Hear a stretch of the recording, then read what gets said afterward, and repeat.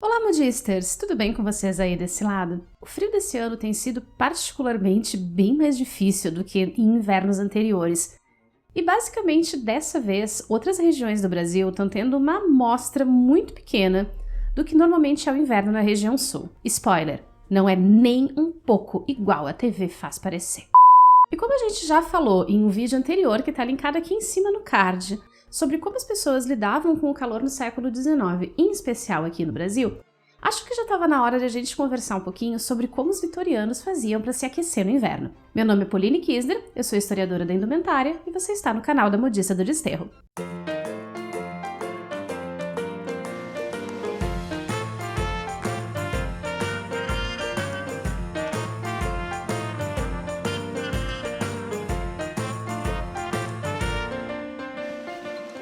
O inverno era a estação do ano em que as desigualdades sociais da era vitoriana ficavam ainda mais acentuadas. Enquanto para a elite o inverno trazia novas formas de entretenimento, como a popular patinação no gelo, para a população pobre, em especial das grandes cidades industriais, o inverno era mais um desafio à sobrevivência. E por mais que isso possa parecer um exagero, as condições de moradia de cidades como Paris, Londres e outras cidades industriais da Europa nesse momento eram realmente um problema. As casas eram pequenas e mal ventiladas e dependiam de fogões ou de lareiras para se manterem aquecidas. Isso significa que as pessoas precisavam frequentemente comprar lenha ou carvão e nem sempre a renda das famílias trabalhadoras era o suficiente para isso, muitas vezes nem mesmo para comprar roupas adequadas para o inverno. Uma combinação de salários baixos, moradias insalubres, aumento de preço dos alimentos e invernos rigorosos era a receita perfeita para as revoltas populares. E esse é um problema que varre as grandes cidades industriais europeias nas décadas de 1860 e 1880, quando se registram as temperaturas de inverno mais baixas do século XIX.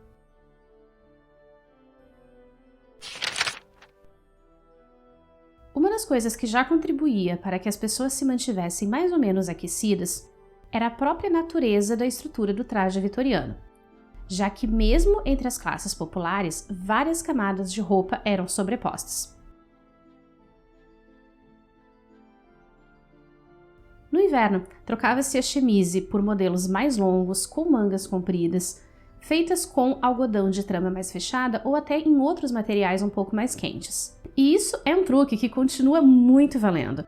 Essa primeira camada de roupa grudada na pele é fundamental para evitar que o corpo perca uma grande quantidade de calor para o ambiente frio à nossa volta. Meias de lã eram obrigatórias. Havia meias mais delicadas, produzidas para a elite, mas também modelos industrializados. E claro, muitas famílias tricotavam e consertavam suas próprias meias em casa. Uma peça fundamental em qualquer casa vitoriana era esse ovo de cerzir, que se colocava por dentro da meia para abrir bem as fibras e permitir um reparo adequado, duradouro e quase invisível. E como calçados ainda eram uma peça bastante cara no século XIX, ter boas meias e às vezes uma folha de jornal por dentro do sapato era uma coisa que fazia muita diferença para manter os pés aquecidos durante a jornada de trabalho fora de casa. Mas, se você trabalhasse dentro de casa, se manter por perto do fogo já era uma boa maneira de evitar que o frio se apoderasse do seu corpo. Algumas casas tinham os chamados fogões abertos, quase uma lareira onde se mantinha lenha queimando para cozinhar e aquecer a casa. Outras já tinham algo mais parecido com o fogão a lenha da vovó que a gente conhece hoje. Casas menores ou quartos de pensões e até de pequenas hospedarias podiam ter um tipo de fogão pequeno, que funcionava como um aquecedor. Em alguns lugares, esse fogão era até mesmo usado para criar um tipo de aquecimento central nas casas, através de um sistema de canos de ferro que corriam nas paredes. Mas se você fosse como eu, uma pessoa que sente o frio subindo pelas suas pernas através do chão, talvez você precisasse de uma forcinha para manter os pés aquecidos. O aquecedor, ou fogão de pés, é registrado em pinturas desde o século XVII. Ele é basicamente uma caixa metálica com uma grade, e dentro dessa caixa você coloca algumas brasas ou um carvãozinho mesmo para dar uma aquecidinha no pé. Mas claro que nada disso seria suficiente se você não estivesse usando uma roupa minimamente adequada para as baixas temperaturas do inverno europeu. E as pessoas adaptavam as suas roupas. No inverno, as roupas íntimas eram feitas de flanela de lã ou de flanelete, que era uma mistura de fibras de algodão e de lã muito popular por ser barata e resistir bem à lavagem. Anáguas e ceroulas de lã eram usadas por todas as classes sociais no inverno.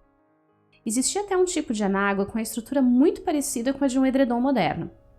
2 camadas de tecido, recheadas com crina de cavalo ou lã grossa, tudo preso no lugar com costuras que faziam desenhos decorativos.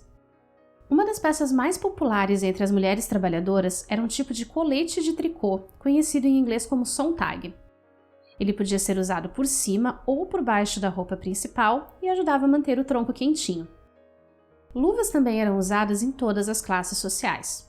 Mas entre as trabalhadoras, o modelo mais comum eram as mitenes, as luvas sem dedo. Geralmente longas e forradas, elas iam até o cotovelo e ajudavam a manter as mãos e os braços aquecidos sem impedir o movimento e o trabalho do dia a dia. Peças como casacos e blusões de lã também eram bastante populares e muito utilizados pelas classes trabalhadoras. E, por incrível que pareça, os mantos também. No interior da Inglaterra, por exemplo, e em algumas partes da Alemanha, o manto vermelho de lã era parte obrigatória do traje de inverno das mulheres camponesas, pelo menos desde o século XVIII. E nas grandes cidades industriais, a gente vai continuar vendo essa peça sendo usada principalmente por mulheres de famílias que tinham saído do campo e ido para as cidades para trabalhar nas indústrias há pouco tempo. Se você fosse uma pessoa com bons recursos, teria roupas forradas com pele e com lã de excelente qualidade. Até as botas usadas pelas mulheres ricas podiam ser forradas com elas. E na hora de sair para um passeio, você poderia usar um muff ou regalo em bom português. Esse rolinho de pele servia para manter as mãos quentes e alguns tinham bolsos internos para guardar pequenos pertences e substituir as bolsas. E o que para mim é o auge, você podia fazer uma criada esquentar o seu regalo antes de você sair de casa, para que você não tivesse que colocar suas mãos delicadas nesse negócio gelado no inverno. E por incrível que pareça, tinha um objeto só para esquentar isso aqui. Conheçam o aquecedor de regalos. Ele é basicamente uma garrafa esmaltada, onde se colocava água fervendo, que aquecia o regalo para proteger as mãozinhas delicadas da moça. Lembra muito as bolsas de água quente que a gente coloca na cama para esquentar os lençóis e os pés da gente antes de deitar. E por falar em aquecer a cama, no inverno, criadas de casas ricas precisavam aquecer as camas dos patrões. E faziam isso com um aquecedor, uma peça que levava brasas já quase apagadas e era colocada debaixo dos lençóis e dos cobertores. Famílias de classe média podiam optar por colocar as crianças para dormir na mesma cama.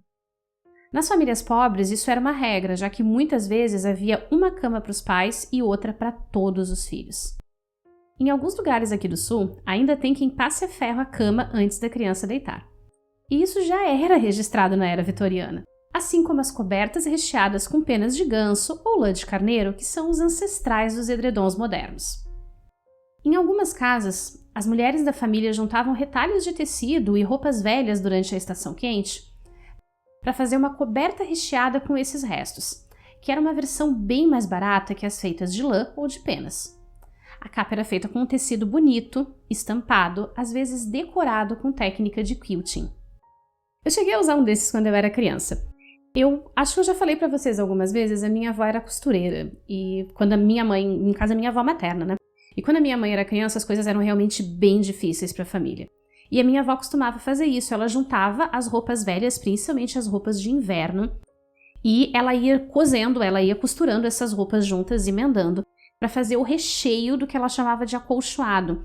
Fazia um recheio bem pesado, bem denso com essas roupas, colocava uma capa e tinha-se uma coberta muito quente e muito duradoura para o inverno.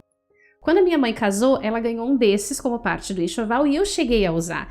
Ele era muito pesado, muito quentinho e ele praticamente me esmagava na cama. E eu não via a hora de chegar o inverno simplesmente porque eu queria dormir com o acolchoado da avó Wanda. E por falar em roupas de frio usadas, era comum que os criados recebessem doações de roupas já usadas dos patrões. Algumas roupas eram ajustadas e reformadas para uso pela família dos trabalhadores, e outras eram doadas em bazares organizados pelas paróquias e por associações beneficentes. E por falar nisso, esse ano em especial a gente está passando por uma onda de frio recorde, do tipo que não se registrava mais ou menos desde a década de 50 no Brasil. E com o aumento da população em situação de rua no Brasil, muitas dessas pessoas ou não têm conseguido vagas nos abrigos ou estão em regiões onde não existem abrigos disponíveis. Então, que tal você dar uma olhada no que você tem aí no seu guarda-roupa, nos casacos velhos, nas blusas velhas, e você levar com você da próxima vez que você sair, na sua bolsa ou no carro. E se você encontrar uma pessoa em situação de rua no caminho que esteja precisando, doe esse agasalho para ela. E enquanto você pensa nisso, aproveita para deixar seu like nesse vídeo, se inscrever aqui no canal e conferir esses outros conteúdos que eu separei para você com todo carinho.